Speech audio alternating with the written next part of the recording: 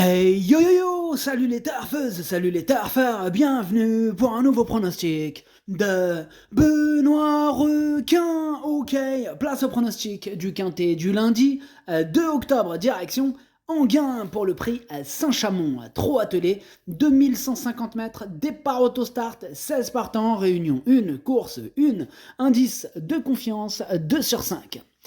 Petit retour sur le quintet du dimanche 1er octobre. Dans mon pronostic, je vous ai donné le tiercé dans l'ordre en 6 chevaux. Ça fait plaisir. Et il a fait 760 € dans l'ordre, ce tiercé. Et pour les VIP, ce dimanche, on a bien sûr quelques tickets tiercés dans l'ordre qui sont passés. Mais on a aussi un ticket multi en 5 qui est passé. Et aussi, bien sûr, mon coup de folie pour les VIP ce dimanche. C'était le numéro 3 à 56 contre 1 et il a terminé 3ème. Ça fait plaisir. On commence bien ce mois d'octobre. Félicitations à tous ceux qui sont passés à la caisse. Il y a des résultats. On continue comme ça. Ok, c'est parti. On commence le pronostic et on commence avec le numéro 1. First in Love. Et on écoute l'entraîneur Jérôme Michel Legros. Bonjour Jérôme Michel. Oui, bonjour. First in Love, il avait connu une baisse de régime cet été, mais il reste sur une sortie encourageante à la Capelle, où il n'a pu s'exprimer que trop tardivement. Il aurait dû prendre un accessite. Bon, il connaît parfois des problèmes de jambes et j'ai toujours évité la piste d'Anguin. J'espère qu'elle sera souple ce lundi. Sa forme est sûre et l'engagement favorable. Il est en mesure d'accrocher une place. Ok, merci Jérôme Michel. Alors moi, ce numéro 1, du coup, je ne l'ai pas retenu. Par contre, il est quand même à l'arrière de ma petite liste des possibles troubles. Faites attention. On passe au numéro 2, Franceville, et on n'aura pas les commentaires de l'entraîneur, c'est Franck Terry. Il est parti pêcher tout seul, amuse-toi bien. Du coup, alors ce numéro 2, qu'est-ce que j'en ai fait? Sachez que c'est lui mon gros regret, et c'est lui mon cheval de complément en cas de non partant. Attention, possible cassage en vue. On enchaîne avec le numéro 3, Forever Speed, et on écoute Julien Raffestin. Bonjour Julien.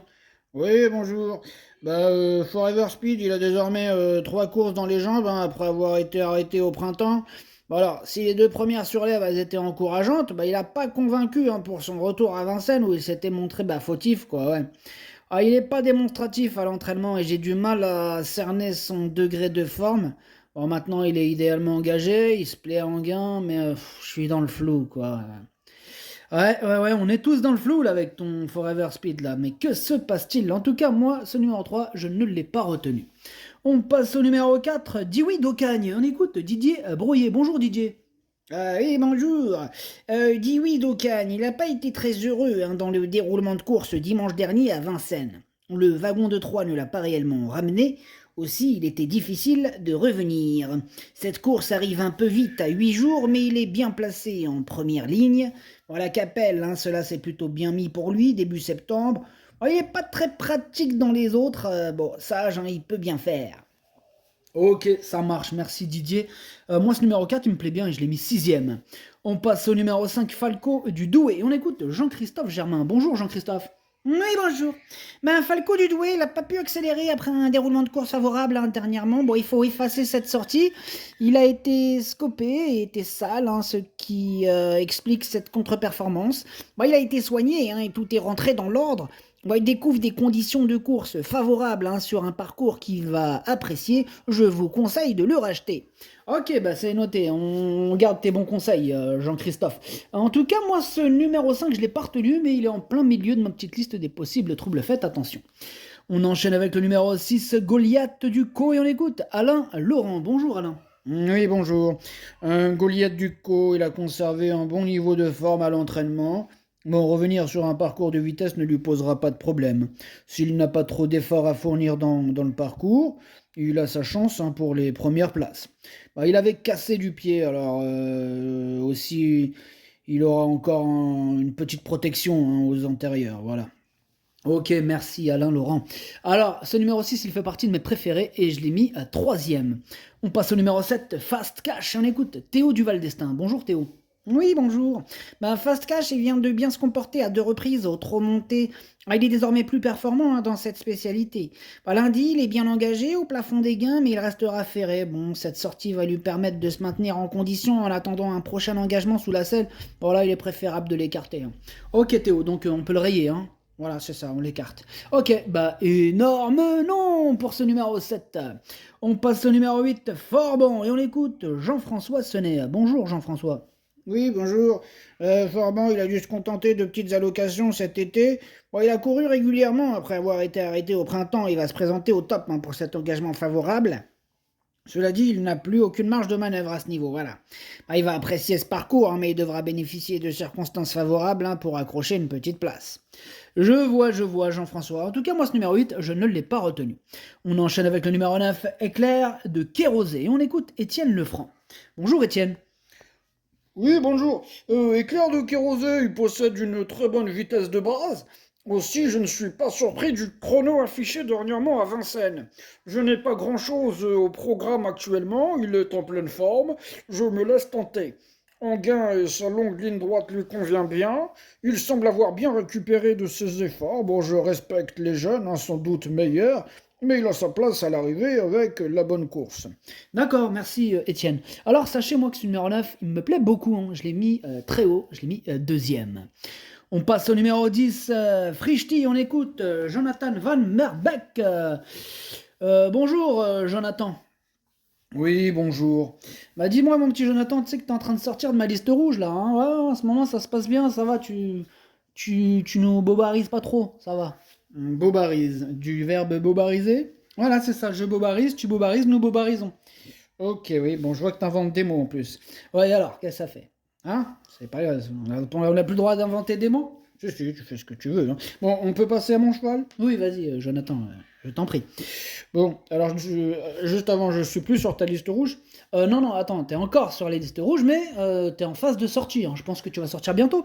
Je vais te dire la vérité. Si tu continues comme ça, oui, tu vas sortir très bientôt. Voilà, c'est officiel. Hein. Jonathan Van Merbeek va peut-être sortir de la liste rouge. Après, tu resteras quand même en petite surveillance. Hein. Je te dis, je te garde à l'œil. Hein. Oui, c'est ça. Enfin, bref.